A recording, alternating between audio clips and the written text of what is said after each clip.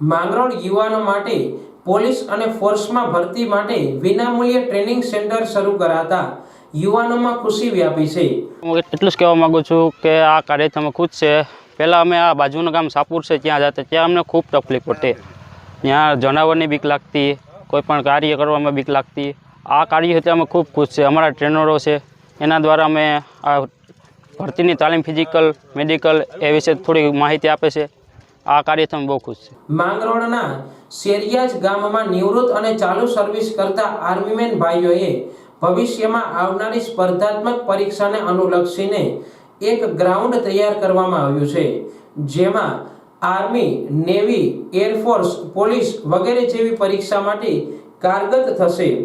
આનો લાભ દરેક યુવાનો અને બહેનો દીકરીઓ લઈ શકશે અને હાજર આર્મીમેન દ્વારા તેમને યોગ્ય તાલીમ ફ્રી ઓફ આપવામાં આવશે।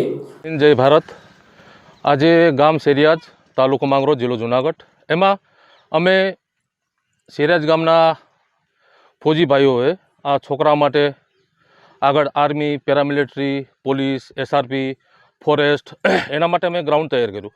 એને અમે ટૂંકા ધીરે ધીરે એને આગળ વધારવા માટે ટ્રેનિંગ પણ આપી। અમને એક્સપિરિયન્સ છે અમારો, એટલે આ લોકોને ખબર હોય નો એક્સપિરિયન્સ ન હોય એટલે ટૂંકમાં અમે આગળ એને વધારીએ લોકોને કઈ રીતે ફિઝિકલમાં જવું, કઈ રીતે રનિંગ કરવી, કઈ રીતે ઊંચો કૂદકો, લાંબો કૂદકો, એવી રીતે માર્ગદર્શન આપી દે। જેમાં ગ્રાઉન્ડ, ઓપ્ટિકલ વગેરે સુવિધા ઊભી કરવામાં આવી છે। આસપાસના ગ્રામ્ય અને શહેરના તમામ યુવાનોએ આ ગ્રાઉન્ડનો લાભ લેવા જણાવ્યું હતું। આ ફ્રી ઓફ તાલીમ સેન્ટર આ ગ્રાઉન્ડ શરૂ થતા આ વિસ્તારના યુવાનોમાં ભારે ખુશી જોવા મળી હતી। જય હિન્દ, જય ભારત।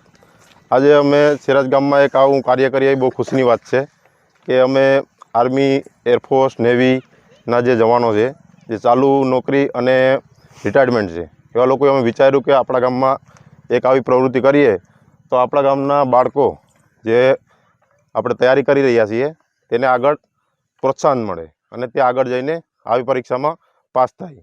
જેમના ઘણા બધા પ્રશ્નો છે બાળકોના કે અમે કોઈ લાંબી કૂદમાં રહી ગયા, ઊંચી કૂદમાં રહી ગયા, તો એ અમે એને કોઈ જો ત્રુટિ છે એ પૂરી કરીએ। તેના માટે અમે અમારા ગામમાં એક આ ગ્રાઉન્ડની તૈયારી કરીએ અને ભવિષ્યમાં આ ગ્રાઉન્ડને અમે વ્યવસ્થિત બનાવવા માગીએ, એવી અમારી બધાની મતલબ માંગ છે કે અમને થોડોક સપોર્ટ કોઈ સરકાર દ્વારા મળે તાકી અમે આ ગ્રાઉન્ડ એક વ્યવસ્થિત બનાવીએ અને આજુબાજુના ગામના બાળકો પણ આમાં બેન દીકરી ભાઈઓ કોઈ પણ આવી શકે। આમાં ફ્રી ઓફ જો પણ આર્મીવાળા, એરફોર્સવાળા, નેવીવાળા જે હાજર હશે તે ફ્રી ઓફ માર્ગદર્શન આપશે।